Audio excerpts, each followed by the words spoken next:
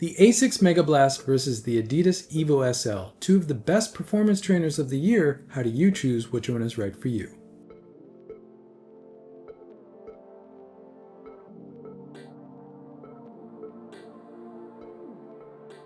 I'm going to be totally honest here. When I first saw this shoe, the Asics Megablast, it didn't even occur to me that I'd be comparing this shoe to this shoe, the Adidas Evo SL.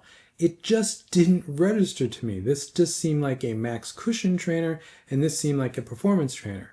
But once I started to run in the Asics Megablast, I realized, yes, these two shoes compare very much directly and very much head to head. And I think these are two shoes that a lot of runners are going to be debating which one is right for them. Now, I have made a bunch of videos about this shoe, the Adidas Evo SL, and some of the issues I have with it. And if you're interested in that, there'll be links in the descriptions to all the important videos for that. For the sake of this comparison, I'm going to try to leave some of that stuff aside, though I have to talk about some of it and be as objective as I can comparing these two wonderful performance trainers. And as always with my versus videos, let's start with the specs. Now, I've mentioned this before in my versus videos. I do these shoe cards when I initially review the shoes. So the Asics Megablast card I put together a couple weeks ago when I first reviewed that. Link in the description if you're interested in that review. And the Adidas Evo SL I reviewed back in January, so the card was put together, 6-7 months ago at this point. And what's really striking to me when I do some of these versus videos is that there are so many similarities. From a spec standpoint, the Asics Megablast is a max cushion trainer, so there is more foam in that shoe. We're at 45-37, whereas in the Adidas Evo SL, you're at 38.5 or 38 with 32 mil in the forefoot. The Asics Megablast has an 8 mil drop, and the Adidas Evo SL has a 6.5 mil drop. And I'm going to say that you are a little bit more aware of the drop in the Asics Megablast because the foam is firmer in that shoe, but they're both fairly middle of the road as far as drops go in 2025. And if anything, the Adidas Evo SL is going to feel a little bit lower because the foam is more compressive, and depending on how you weight that shoe, you're going to compress the midsole in that shoe quite a bit more. From a weight standpoint, these two shoes are actually the same, to the point where it almost feels like Asics tuned the Megablast to be the same weight as the Adidas Evo SL because that's been a very successful shoe. Given how much more foam is in the Asics Megablast, it really tells you something about the engineering of the Megablast to get to the same weight as the Evo SL. And from a design and engineering standpoint, these two shoes are very similar. They're simple uppers on a single piece of performance foam. There's no carrier foam, there's no plates, there's no rods.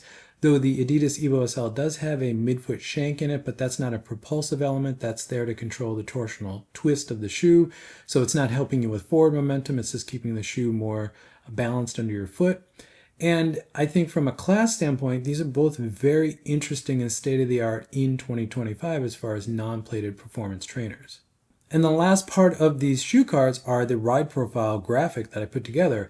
And again, these were done 6-7 months apart, and they're essentially the same. I would consider both these shoes springy, and the characteristics are fairly similar, though there is a little bit more sink in the Adidas Evo SL because the Lightstrike Pro Classic in that shoe is just a little bit softer than what you're actually getting in the Asics Megablast. Moving into the contact patch and outsole of these two shoes, this is where you can begin to see some significant differences between these two shoes. From a dimension standpoint, the forefoot of these two shoes is actually fairly similar, meaning if you're a forefoot striker, you're going to have similar levels of stability between these two shoes. But once you get to the waist and heel of these two shoes, that's where there's significant changes. The Adidas Evo SL is a considerably narrower shoe, especially in the waist of that shoe and even in the heel. However, you can also see another key difference between these two shoes, and that is the widest point in the forefoot, which is around where the rocker point is in that shoe. And you can see how much further back it is in the Adidas Evo SL, which makes that shoe ultra aggressive. It's a very performance-oriented shoe, whereas the Megablast is just a little bit pushed more forward, which I think makes that shoe a little bit more versatile. And moving to the outsole of these two shoes, they could not be more different, but they do give similar types of feel.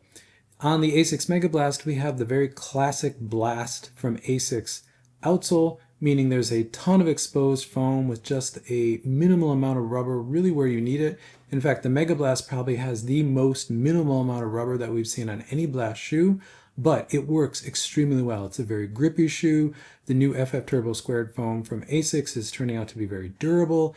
I think this is probably the most successful blast outsole that we've seen on any generation of any blast shoe. You get that compliant feel of all the exposed foam on the ground, and you have all of the great grip of Asics rubber where you need it, and it works extremely well.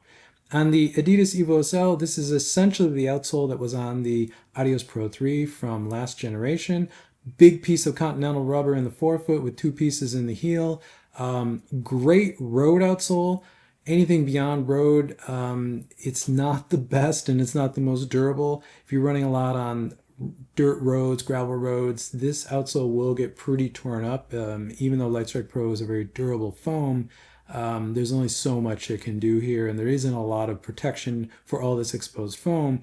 But if you're just using this for road running, it's actually a great outsole. It's probably one of the best that Adidas has done with the continental rubber forefoot patch. Starting with the uppers of these two shoes, according to both brands, these are both engineered meshes, but that also goes to show you how much that term is used across the industry, but it can mean a ton of different things. In the Asics Megablast, this engineered mesh actually is, I believe, the same material that Asics used to call Motion Wrap 1.0, meaning it's the upper material that was in the Metaspeed Plus series and in the Magic Speed 3. This is a non-stretch material that does wrap around the foot very nicely, but it is, again, a non-stretch material. So this is a much tighter, borderline race type of fit in the Asics Megablast. It's still cut to be a training fit, meaning there is ample volume in the forefoot of this shoe, and it works really well, but this is, again, very much a performance-oriented upper on this shoe. Whereas in the Adidas Evo SL, this is a softer textile than we've seen previous on any other Adizero shoe, and conceptually I actually really like this textile, and I like how simple this upper is. I think the brand did a really good job of putting enough padding in the ankle collar and Achilles flare in the Evo SL to really control some of the problems that Adizero shoes have always had for irritation on the Achilles and just rubbing the ankles with how rough their uppers can be. I think this was a really nice attempt at an upper. The problem with the Evo SL is just the last that's used in this shoe is just completely wrong. It's almost a casual last on a very performance-oriented shoe. So if you've bought a version of these that were manufactured late last year in 2024, you probably have a very baggy, very loose-fitting upper. If you bought one later this year, you probably have an upper that's maybe a little bit tighter. And if you bought one recently, you probably have a shoe that's probably too tight. You probably had to size up half a size. So the sizing of this shoe and the fit overall has been an absolute mess. And that's been one of the things that have really dragged this shoe down for me. However, if this shoe fits, and I know it fits enough runners out there because this is a very popular shoe, I think a lot of people have enjoyed this upper and how it actually holds the foot in. Again, if you have the right sized foot and the right shape in your foot, the Adidas Evo SL will actually work. A couple other things I want to mention about these uppers that are specific to each shoe. In the Asics Megablast, there is an irritation point in the Achilles flare, especially this little rail of material that comes up above the padding on the ankle collar and Achilles flare. If you're someone like me who likes no-show socks, this can give you some irritation, give you a little abrasion, especially on your Achilles. In my first couple runs in this shoe, I did get some irritation back here where I needed to put a Band-Aid back here, and I have seen other runners that were actually suffering with that. But after the third or fourth run, I never was aware of it again. I've never had a problem with it again.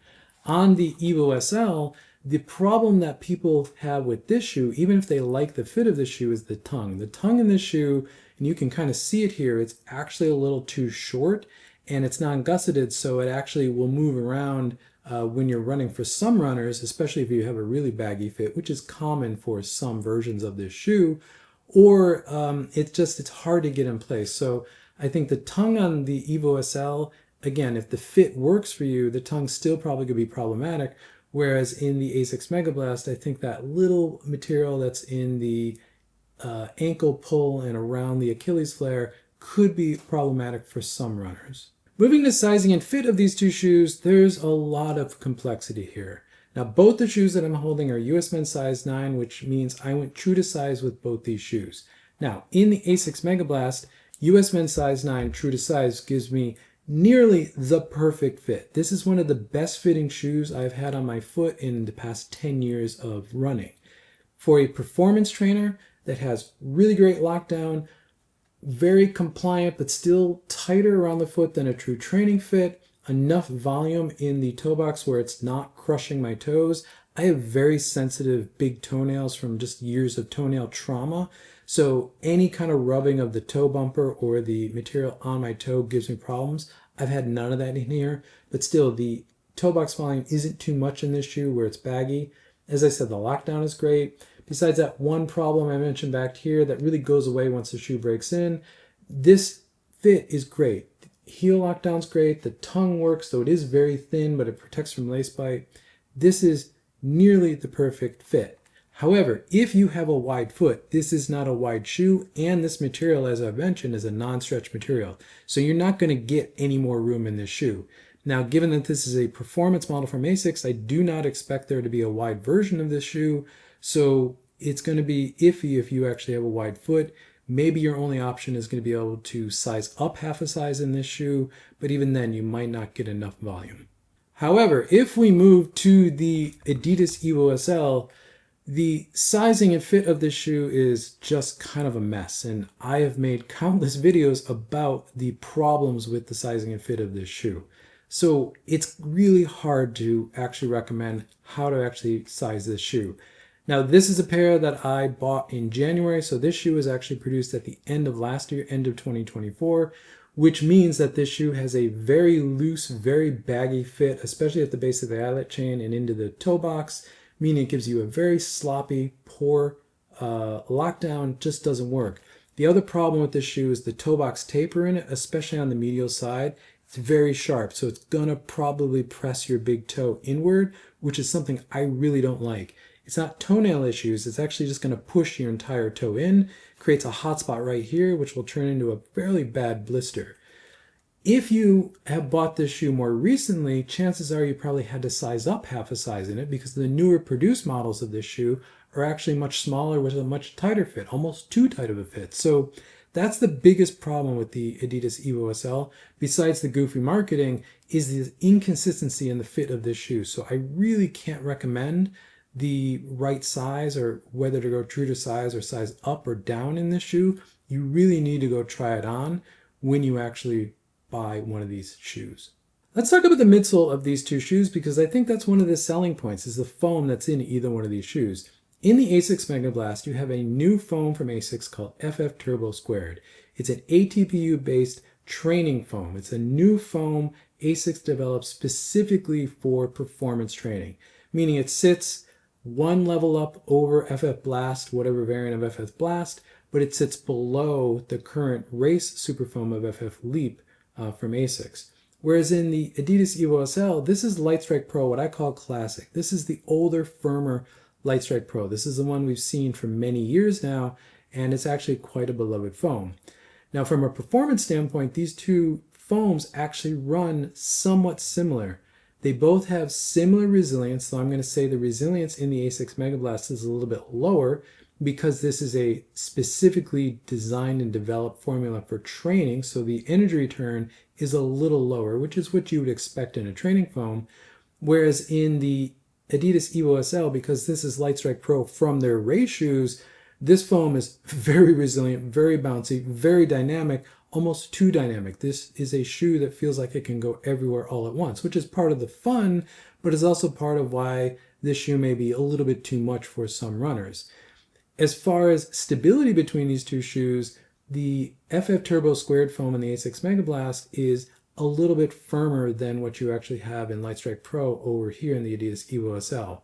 So this is the more stable option. Even there is more foam in this shoe, this is the more stable option, though this is a max cushion shoe, so if stability is what you need, this is still probably not the most stable shoe. But if you run in the Adidas Evo SL and you just found this shoe just kind of a handful, it's all over the place all at once, you may want to give a shot to the Asics Megablast because you're getting a lot of that fun dynamic feeling in this shoe, but in just a more controlled foam that's much more stable. Let's talk about the ride of these two shoes, and to do that I'm going to start with this shoe, the Adidas Evo SL. There's a reason why this shoe is so popular this year, because it is a fun ride. If the fit is there or you're fine with the sloppy fit in this shoe, this is a great shoe to run in. It's a ton of fun. But as I just said, because this is Lightstrike Pro, what I call classic, the performance racing foam until this year for Adidas, this shoe can be a bit of a handful. Additionally, the other thing that really, I think, hurdles this shoe a little bit is the geometry.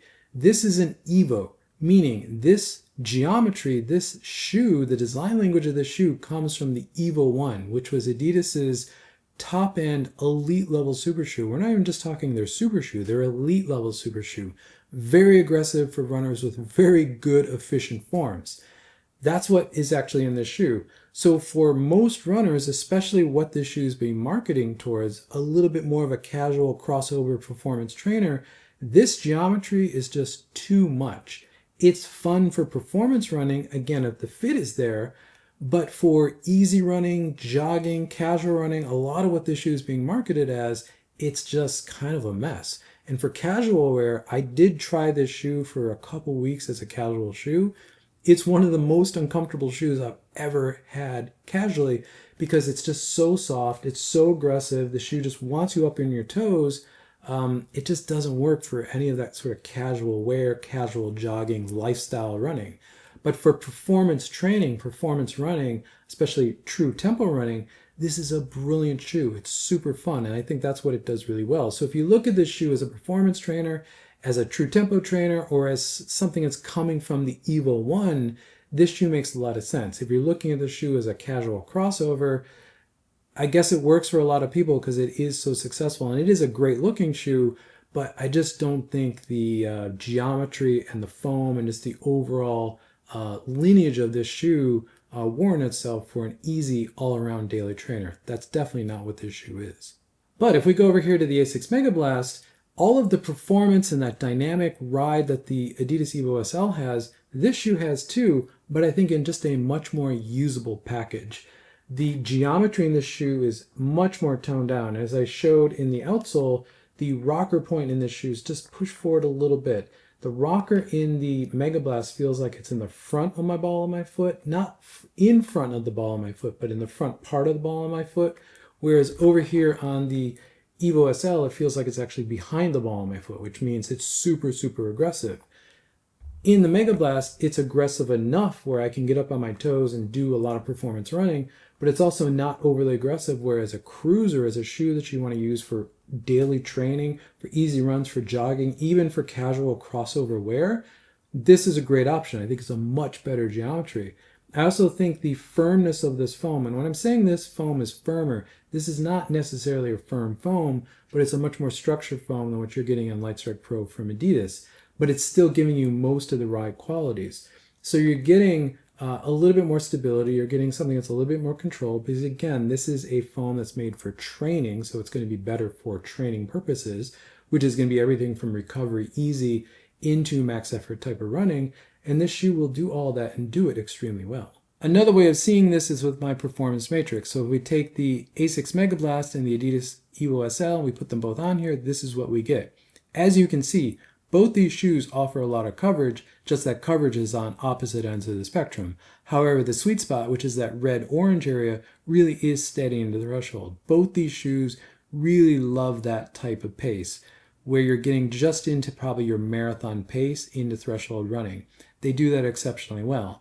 However, with the Asics Megablast, I think because of the more mild geometry, the foam that's tuned, a little less resilient, less energy return, but more structure and a little bit more focused on comfort and cushion, I think it works better as an easy, even recovery run shoe, but it still has all the performance you would want for max effort. Though if you're truly going for max effort, and I'm talking sprinting type paces, faster than 5K paces, the Adidas Evo SL is going to be the better option because that comes from a super aggressive elite level super shoe.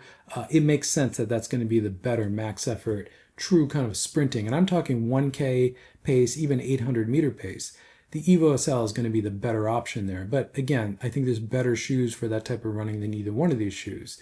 The Asics Megablast will do that stuff, but that's kind of where it starts to be kind of too big. It is a max cushion shoe after all. But up to 5K pace, I think it does really well, surprisingly well. So a lot of versatility between these two shoes, just opposite ends of the spectrum.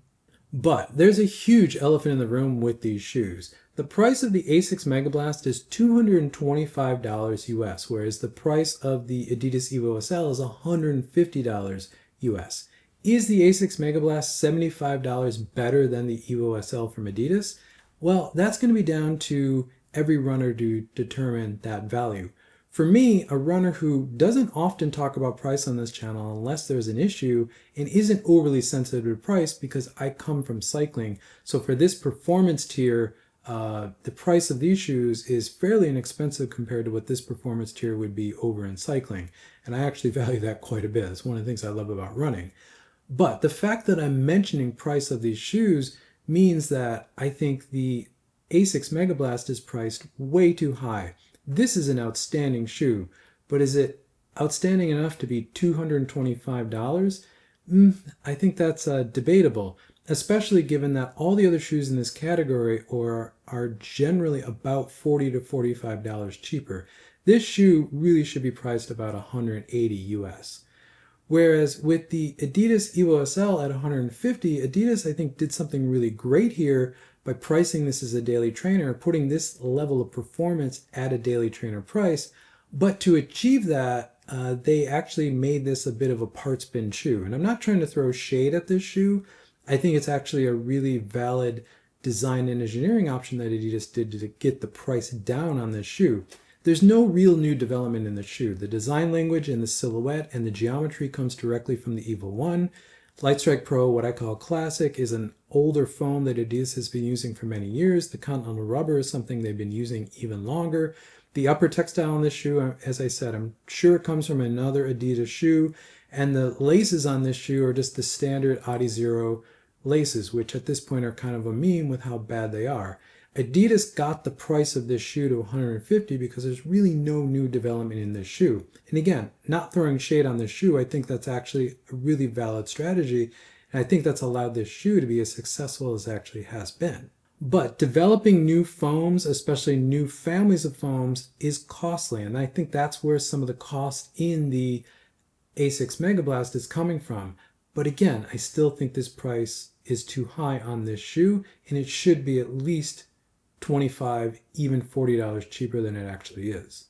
Pricing aside, I think these are two of the top shoes of the year, and I think for a lot of end of year best of lists that we'll see within the running space, I think these will probably be number 1 and 2. At this point, I think it's a shoe-in that the Adidas Evo SL is probably going to be the shoe of the year for most places. Not for me, but for most places. And I think the Asics Megablast is going to be pretty close to that also in a lot of places. These are both exceptional shoes that I think really show that you can put a lot of performance in ultimately a very simple shoe. You don't need plates, you don't need carrier foams, just put a really dynamic, fun foam with a very lightweight upper that actually holds your foot in. Again, it can be a little bit better over here on the Adidas Evo SL, and you have a wonderful shoe. I think both these shoes, especially the Adidas Evo SL, have really ushered in kind of a new generation of performance trainers. We've now in 2025 have moved away from that archetype of the plated super trainer that we saw for a couple years, which I thought was very detrimental to a lot of runners. And now we're getting into much simpler shoes that have all of that performance, if not more performance, but in a shoe that's much simpler, much better for your foot. And if you need a little bit more stability, I think Asics is actually trying to design a max cushion trainer that's very performance oriented with a very dynamic foam that's bringing as much stability as they possibly can into this platform. Again, two of the best performance shoes of the year, and I think no matter which one you choose, you're going to enjoy either one of them.